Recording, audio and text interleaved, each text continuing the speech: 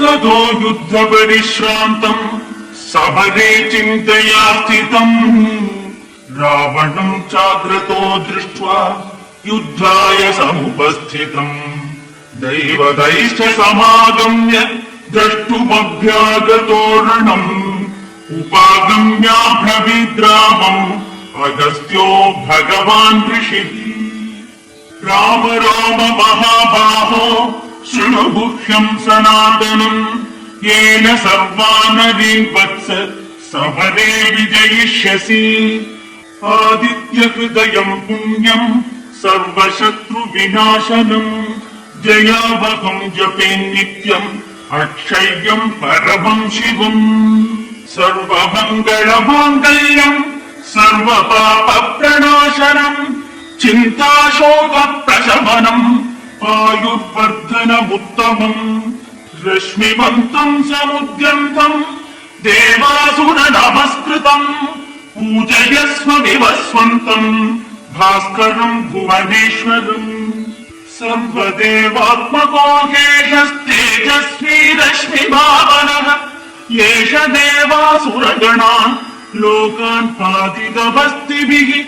एष ब्रह्मा च विष्णुश्च शिवस्कन्द प्रजापतिः महेन्द्रो धनदत्तारो यमः सोमो ह्यपाम्पतिः पितरो वसवः साध्या ह्यश्विनौ मरुदो मनुः वायुर्वन्यः प्रजा प्राणः ऋतुगर्ता प्रभाकरः आदित्यः सविता सूर्यः खगः पूषा नमस्तिमान् सुवर्ण सदृशो भानुः हिरण्यरेता दिवाकरः हरिदश्वः सहस्रार्चिः सप्त सप्तिर्मणिजिवा तिमिरो मघनः शम्भुः त्वष्टा मार्ताण्ड अंशुमान् हिरण्यगर्भः शिशिरः तपनो भास्करो रविः अग्निगर्भोदिते पुत्रः शङ्खः शिशिरनाशनः व्योमनाथस्तमो भेदी ऋग्यजुस्सामपारगः घनवृष्टिरवाम् मित्रो विन्ध्यवीथी प्रवङ्गमः आतपी मण्डली मृत्युः पिङ्गलः सर्वतापनः कविर्विश्वो महातेजाः रक्तः सर्वभवोद्भवः आतपी मण्डली मृत्युः पिङ्गलः सर्वतापनः कविर्विश्वो महातेजाः रक्तः सर्वभवोद्भवः नक्षत्रग्रहताराणाम् अधिपो विश्वभावनः तेजसामभितेजस्वी द्वादशात्मन्नमोऽस्तु ते नमः पूर्वाय गिरये पश्चिमायाद्रये नमः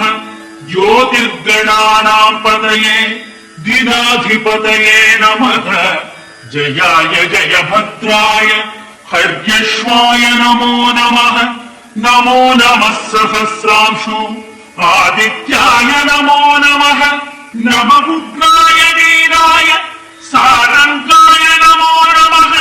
नमः पद्मप्रबोधाय मार्ताण्डाय नमो नमः ब्रह्मेशाराच्युतेशाय सूर्यायादित्यवर्चसे भास्वते सर्वभक्षाय रौद्राय वपुषे नमः तमोघ्नाय हिमघ्नाय शत्रुघ्नायामिदात्मने कृतघ्नघ्नाय देवाय ज्योतिषाम् पतये नमः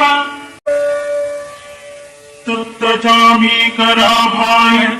वन्दये विश्वकर्मणे नमस्तमोऽपि निघ्नाय रुचये लोकसाक्षिणे नाशयत्येष वैभूतम् तथैव सृजति प्रभुः पायत्येष तपत्येष पश्यत्येष गवस्थिभिः एष सुप्तेषु जागत्य भूतेषु परिनिष्ठितः एष एवाग्निहोत्रम् च फलम् चैवाग्निहोत्रिणाम् वेदाश्च क्रतवश्चैव क्रतूनाम् फलमेव च यानि कृत्यानि लोकेषु सर्व एष रविप्रभुः येन वापः सुकृच्छ्रे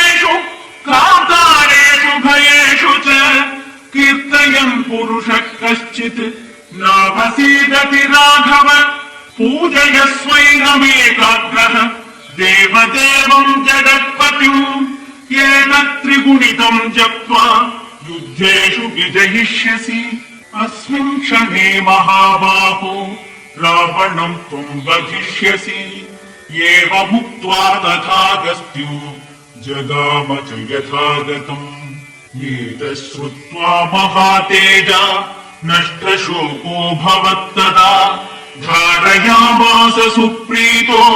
राघव प्रयतात्मवान् आदित्यम् प्रेक्ष्य जप्त्वा तु परम् हर्षमवाप्तवान् त्रिराचम्य शुचिर्भूत्वा धनुरादाय वीर्यवान् रावणम् प्रेक्ष्य पृष्ठात्मा युद्धाय समुपागमत् सर्वयत्नेन महता वधे तस्य धृतो भवत् अथ रविरवतन्निरीक्ष्य रामम् मुदितमनाः परमम् प्रकृष्यमाणः निशिचरपति संक्षयम् विदित्वा सुरगणमध्यगतो वचस्त्वरेति भानो भास्कर वार्ताण्ड चण्डरश्मे दिवाकर आयुरारोग्यमैश्वर्यम् पुत्रांश्च देहि मे सदा।